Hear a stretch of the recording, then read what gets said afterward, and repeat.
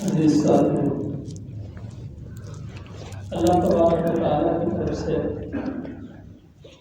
جو دین اور شریعت بھی نازل کی گئی وہ کسی فہرست کے طور پہ نازل نہیں کی گئی، بلکہ اس دین کی پریکٹس کے لیے اور عملی نمونہ پیش کرنے کے لیے اللہ تبارک و تعالیٰ نے ایک نبی بھی بھیجا۔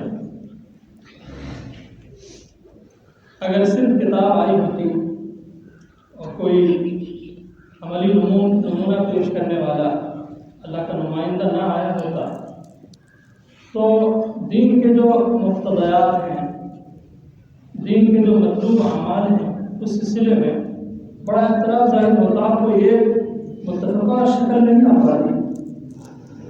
مثال کے طور پہ قرآن مجید میں اللہ تبارک و تعالیٰ متعدد جگہ پہ فرماتا ہے وَأَقِیمُوا الصَّلَاةَ وَآتُوا الزَّکَاةَ، نماز قائم کرو۔ تو نماز کے قیام کے بارے میں اتنی آرا آتی کہ نماز کی کوئی شکل متعین نہیں ہو پاتی۔ آج آپ کہیں گے کہ آج بھی تو مسلمانوں کے درمیان نماز کے بہت سے فروعی مسائل میں اختلاف ہے، اس سے کوئی فرق نہیں پڑتا۔ نماز کی ایک شکل متعین ہے،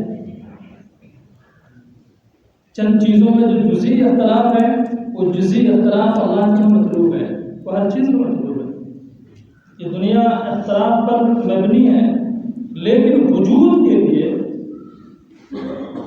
اسٹرکچر تیار ہونے کے لیے ایک نمونے کی ضرورت تھی۔ اگر نبی نہ آیا ہوتا تو نماز کی کوئی شکل ہم پیش ہی نہیں کر سکتے تھے کہ نماز یوں پڑھنا چاہیے، اس کی ابتدا یوں ہوتی ہے اور اس میں یہ پڑھا جاتا ہے اور اتنی رکعتیں ہوتی ہیں اور فلاں اس کے اوقات ہیں، یہ متعین کرنا نہایت مشکل بلکہ ناممکن ہوتا ہے۔ یہ کام نبی کے ذریعے اللہ تبارک تعالیٰ دیتا رہا۔ لہٰذا فطری ہے بالکل کہ نبی لوگوں سے یہ کہے صلوا کما رأیتمونی اصلی، مجھے جس طرح نماز پڑھتا ہوں دیکھو تم بھی اسی طرح۔ بالکل فطری ہے، یہ سمجھ میں آنے والی بات ہے۔ اللہ تبارک و تعالیٰ فرماتا ہے لقد کان لکم فی رسول اللہ اسوۃ حسنہ، مسلمانوں تمہارے لیے رسول کی ذات میں بہترین آئیڈیل اور نمونہ ہے۔ وہ جو کچھ کرتے ہیں وہی کرتے ہیں جس کے لیے ان کو بھیجا گیا ہے، جس دین و شریعت کے ساتھ ان کی بعثت بھی ہے، اور اس کو پریکٹس میں لاتے ہیں تاکہ تم دیکھ سکو اور اس کی نقل اتار سکو، اس طرح تم کام کر سکو، عمل کر سکو، اور پھر نبی کے بعد اپنے بعد کی نسل تک اس کو منتقل کر سکو۔ فَلْيُبَلِّغِ الشَّاهِدُ الْغَائِبَ، بعد والوں کے لیے اللہ کے نبی صلی اللہ علیہ وسلم نے اپنے صحابہ کو مکلف بنایا کہ میرے بعد جو لوگ ہیں، جو یہاں حاضر نہیں ہیں، جو میں نماز پڑھتا نہیں دیکھتے، روزہ رکھتا عروا نہیں دیکھتے، اور بھی دیگر جو ہم اعمال شریعت اعمال دین انجام دیتے ہیں اس کو نہیں دیکھ سکتے ہیں، انہیں تم بتا دینا میری طرف سے کہ نبی ایسا کیا کرتے تھے، ایسا عمل کیا کرتے تھے، نماز یوں پڑھتے تھے، روزہ یوں رکھتے تھے، اس کی شرائط یہ ہیں، اس کے آداب یہ ہیں، زکوٰۃ کے لیے یہ شروط ہیں، حج کے یہ اعمال ہیں، یہ ارکان ہیں، یہ بتا رہا ہے۔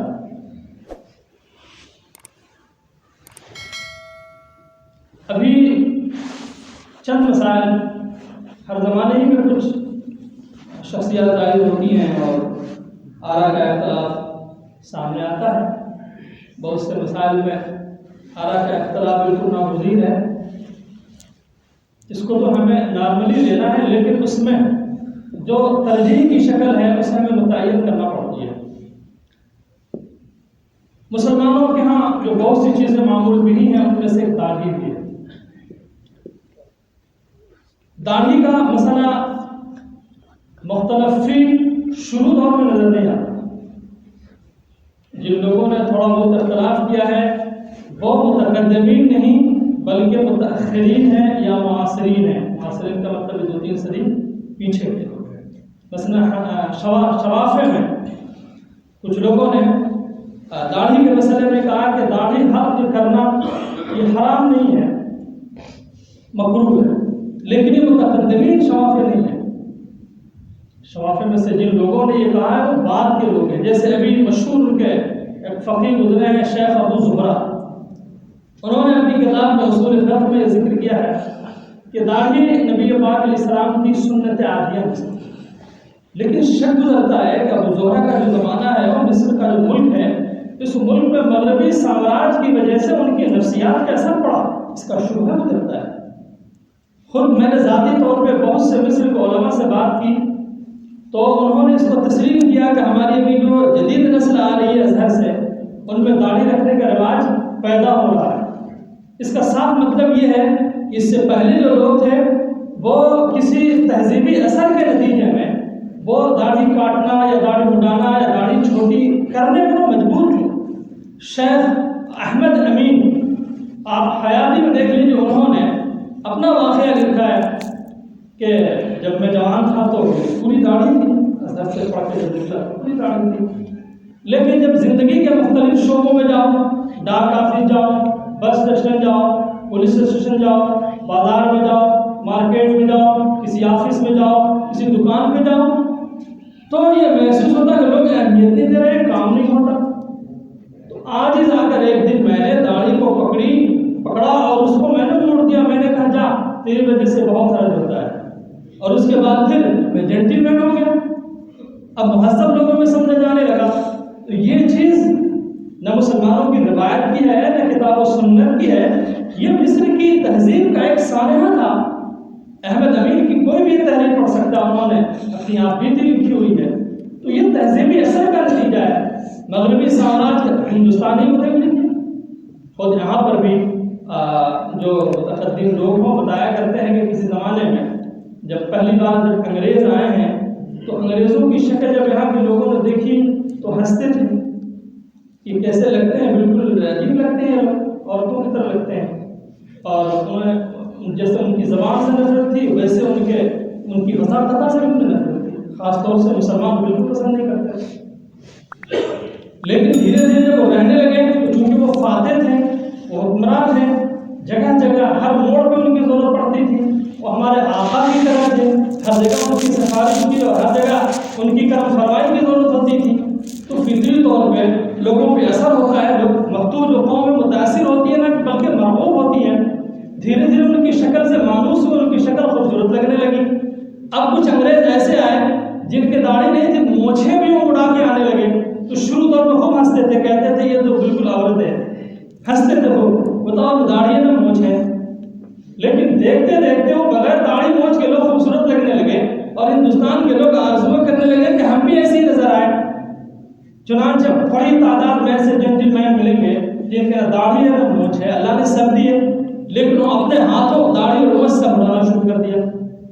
اور شروع دور میں جب انگریز آئے تھے تو ان کی زبان تو بہت اچھی لگتی تھی، پر زبان بہت مشکل لگتی تھی۔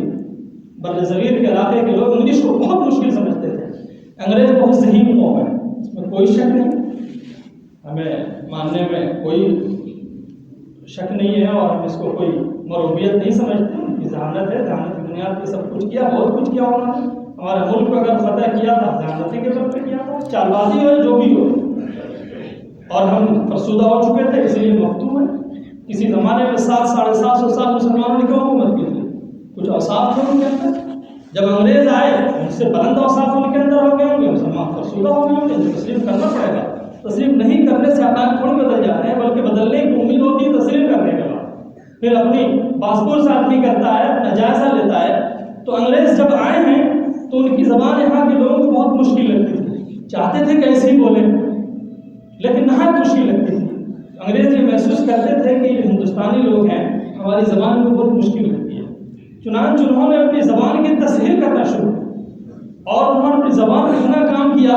اب دیکھیے اب کتنی آسانی سے انگریزی سیکھنا شروع۔ اسپوکن دیکھیے، انگریزی پونکنے کے لیے 2 مہینے 3 مہینے کے کورس بناتے ہیں، ہر آدمی انگریزی پونک سکتا ہے، اسپوکن انگلش اس قدر سہل بنا دیا، آسان بنا دیا، یہ بھی ان کا کارنامہ ہے۔ تو اس زمانے میں ان کی شکل جو بہت اچھی لگنے لگی، ان کی تہذیب اچھی لگنے لگی، وہ بڑے ناقابل تسخیر سمجھ میں آنے لگے، تو ہندوستانی چاہتے تھے کہ ہم بھی ان کی طرح انگریزی بولیں، نہیں بول پاتے تھے، اور جب نہیں بول پاتے تھے تو انگریز اردو سیکھتے تھے، ہندوستانی زبان سیکھتے تھے، وہ خود بولتے تھے، تو انگریزی لہجے میں جو اردو بولتے تھے عجیب و غریب بولتے تھے۔ اب ہندوستانیوں کو نسخہ سمجھ میں آیا کہ ایک نسخہ ہے، ہم انگریزی نہیں بول سکتے، البتہ اردو انگریزی انداز میں بول سکتے ہیں، یہ آسان ہے۔ تو اس زمانے میں جو ہندوستانی لوگ تھے جینٹل مین کے ٹائپ، انداز میں اردو بولنا شروع کر دیا. یہ انسان کی کمزوری ہے. عجیب عجیب انداز سے بولتے تھے. انگریز چونکہ ان کی زبان انگریزی تھی، اردو بولتے تھے، ظاہر اردو بولنے کا انداز ہے. آپ کہاں جا رہے ہو تو خاص انداز میں کہتے ہیں، وہ لگے انگریزی بول رہے ہیں. ہر زبان میں ایسا ہوتا ہے. آپ دیکھیے چائنیز لوگ جب اردو بولتے ہیں تو آپ دیکھیے لگتا ہے کہ چائنیز بولنے بہت سی باتیں آپ اردو کی نہیں سمجھ پاتے ہیں. ان کا اپنا لہجہ ہے، ہر قوم کا اپنا لہجہ ہے. تو ہندوستان کے لوگوں نے اردو کو انگریزی یعنی انگریزوں کے لہجے میں ان کے انداز میں بولنا شروع کر دیا. یہ مروبیت تھی. پھر دھیرے دھیرے جو تعلیم یافتہ اور مثقف لوگ ہونے لگے تو اب یہ شک گزرتا ہے کہ وہ شوافے جو مصر کے علماء ہیں انہوں نے داڑھی کو سنت عادیہ کہا. شک گزرتا ہے کہ مغربی سامراجیت کے اثر سے مغلوب ہو کر انہوں نے یہ باتیں لکھی ہوں. متقدمین نے باتیں نہیں لکھی. اور پھر نبی پاک صلی اللہ علیہ وسلم کی سنت کو جب ہم دیکھتے ہیں تو الفاظ نظر آتے ہیں تو یہ ہم سمجھتے ہیں کہ نبی پاک صلی اللہ علیہ وسلم کا حکم. آج کل سوشل میڈیا پہ، یوٹیوب پہ جاوید احمد غامدی کے لیکچر چل رہے ہیں بہت زیادہ. اس لیکچر میں انہوں نے ان کا انداز، ان کا اسلوب نہایت ہی مسحور کن ہے، نہایت شائستہ انداز ہے. سخت سے سخت تبصرے لوگ کرتے ہیں، سخت سے سخت نقد کرتے ہیں، اس کا جواب وہ نہایت تہذیب و شائستگی کے ساتھ دیتے ہیں. اس سے لوگ اور زیادہ متاثر ہوتے ہیں. اور ہمارے طبقے کی طرف سے، مولوی طبقے کی طرف سے بہت سخت سخت بولا جاتا ہے. اور یہ بھی درست نہیں. اگر ایک عالم کی حیثیت سے جاوید احمد غامدی کی رائے سے ہمیں اتفاق نہیں ہے تو ہمیں بھی شائستہ انداز میں ہمیں دلیل پیش کرنا چاہیے. اگر کوئی شائستگی کے ساتھ، استدلال کے ساتھ کوئی بات کہہ رہا ہے تو ہمیں غیر مہذب ہو کر کے نہیں، یہ ہماری کمزوری ثابت ہوگی. اب تعلیم یافتہ طبقہ جو دیکھتا ہے کہ مولویوں کو دلائل پیش کرنے آتے ہی نہیں، وہ روایتی چند چیزیں انہیں یاد ہیں، بات تو مضبوط جاوید احمد غامدی صاحب کی رہتی ہے. اس کی وجہ یہ ہے ان کی بات استدلال کے طور پہ مجھے تو مضبوط نہیں لگی. میں نے ان کے لیکچر کو کئی بار سنا. بعض مرحلوں پہ آ کر کے میں نے کہا یا تو یہ آدمی اتنا سمجھدار ہے کہ جو بات کہہ رہا ہے میں اپنے ناسمجھ ہونے کی وجہ سے نہیں سمجھ پا رہا ہوں، یا پھر میں سمجھ رہا ہوں اور یہ آدمی بے ایمانی کر رہا ہے. بعض موقع مجھے ایسا محسوس ہوا. لیکن اگر ہمیں جاوید احمد غامدی کو جواب دینا ہے تو ہمیں نہایت شائستگی کے ساتھ کتاب و سنت سے طاقتور دلائل پیش کرنے ہوں گے، اور استدلال کی بنیاد پر ہمیں یہ ثابت کرنا ہوگا کہ جاوید احمد غامدی صاحب جو یہ سمجھ رہے ہیں وہ بہتر نہیں ہے. چنانچہ حسن الیاس ان کے شاگرد ہیں، انہوں نے ایک سوال کیا جس کو جاوید احمد غامدی نے گول کر دیا. سوال یہ کیا جاوید احمد غامدی یہ کہتے ہیں کہ داڑھی رکھنا یہ دینی امر نہیں ہے. نبی صلی اللہ علیہ وسلم نے جو داڑھی رکھنے کے لیے کہا ہے اعفوا اللحى، اعفوا الشوارب واعفوا اللحى، یہ ایک دینی امر کے طور پہ نہیں ہے بلکہ ایک ثقافت، وضع قضا درست کرنے کے تعلق سے. جس دین کو نبی صلی اللہ علیہ وسلم لے کر کے آئے ہیں یہ صلب دین سے اس کا کوئی تعلق نہیں ہے. جاوید احمد غامدی صاحب یہ فرماتے ہیں، یعنی اگر کوئی داڑھی نہیں رکھتا ہے، مڈاتا ہے یا چھوٹی رکھتا ہے تو ہم یہ نہیں کہیں گے کہ وہ دین پہ عمل نہیں کر رہا ہے یا کہ وہ گنہگار ہے، بلکہ ہاں یہ اور بات ہے کہ کوئی داڑھی رکھ سکتا ہے نبی صلی اللہ علیہ وسلم سے مشابہت کے جذبے سے، آپ صلی اللہ علیہ وسلم کی پیروی کے جذبے سے، ہمارے نبی کی داڑھی تھی. لیکن کوئی یہ نہیں کہہ سکتا کہ دین کا تقاضا ہے، نبی امر اللہ کی طرف سے لے کر کے آئے تھے، جیسے نماز روزہ لے کر کے آئے تھے، بدن کی طہارت، اندرون کی طہارت، اخلاق کی طہارت، یا کھانے پینے خورد و نوش کی جو چیزیں ہیں وہ فہرست لے کر کے آئے تھے، اس پہ عمل کرنا ضروری ہے. اس طرح کی چیز سمجھنا جائز نہیں ہے، یہ ان کا کہنا ہے. تو ان کے حسن الیاس صاحب نے پوچھا کہ غامدی صاحب آپ جو یہ سمجھ رہے ہیں داڑھی کے تعلق سے، کیا صحابہ کرام کی بھی یہی رائے تھی؟ یہ سوال معقول تھا. چونکہ داڑھی رکھنے اور نہیں رکھنے کا جو تعلق ہے یہ کوئی ایسی چیز نہیں ہے جس میں ارتقاء کا امکان ہو. جیسے آیات ہیں، آیات الہیہ کے تعلق سے قرآن میں سینکڑوں آیات ہیں، تو اس کے سمجھنے اور اس کے مفہوم کی تعین کے تعلق سے ارتقاء کا امکان ہے. اس زمانے میں جو سمجھ رہے تھے آج آ کر کے مزید بہتر سمجھ سکتے ہیں، اس لیے کہ جو چیزیں آیات سے متعلق ہیں ان کی گرہیں کھلتی چلتی ہیں.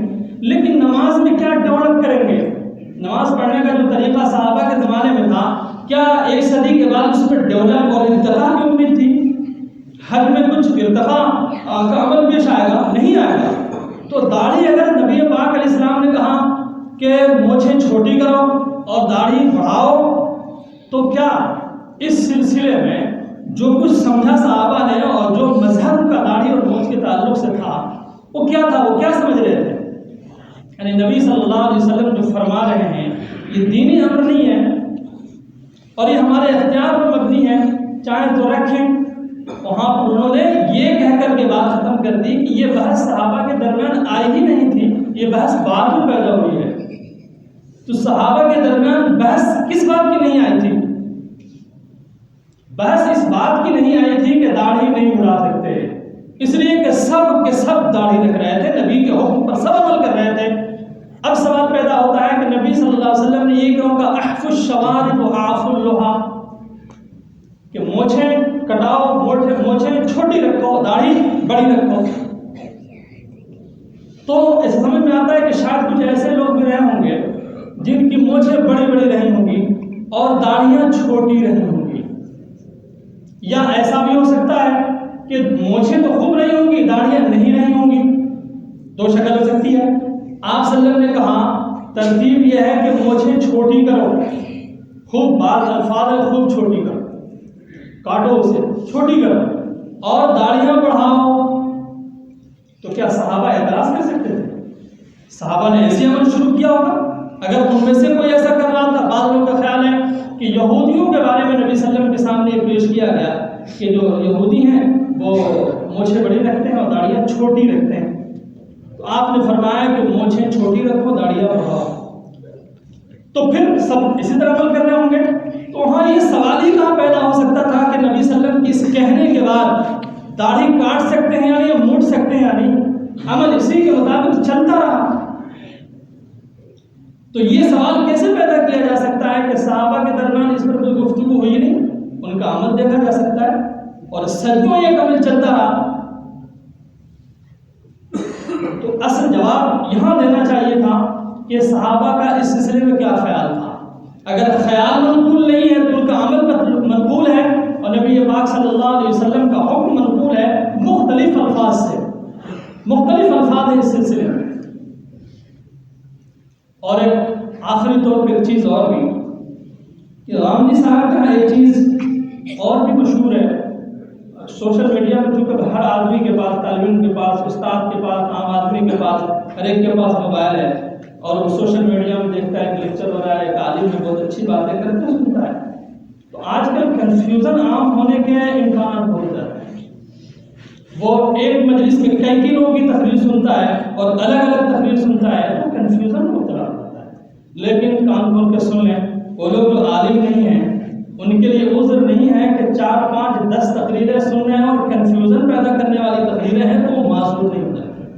ان کی ذمہ داری ہے کہ وہ کنفرم کریں کہ قابل اعتماد اس میں کون سا بیان ہے، کون سی تقریر ہے۔ ٹھیک ایسے ہی آپ کو کسی ڈاکٹر کے یہاں جانا ہے اور 10 15 ایک لمبی فہرست ڈاکٹروں کی ہے تو آپ کنفیوژن میں مبتلا نہیں ہوتے، آپ تحقیق کرتے ہیں، معلوم کرتے ہیں کہ آنکھ کا سب سے بہتر ڈاکٹر کون ہے، ہارٹ کا سب سے بہتر ڈاکٹر کون ہے۔ ایسے ہی علماء کا یہ حوالہ دے کہ علماء کے درمیان بڑا اختلاف ہے، یہ دل کا چور ہے جو انسان کو چوری کی طرف بڑھانے کی کوشش کر سکتا ہے کہ علماء بہت اختلاف کے باوجود بھی آپ کو یہ ماننا پڑے گا کہ ایک حق ہے، ایک بات ہے جس کو اختیار کرنا اور اس راستے پہ چلنا ہمارا فرض ہے، امت کا فرض ہے، اور امت پر یہ ضروری ہے کہ وہ تلاش کرے کہ وہ علماء حق کون ہیں اور کن کی باتیں زیادہ اقرب الی الحق ہے۔ اس میں ایک چیز آتی ہے سنت کی۔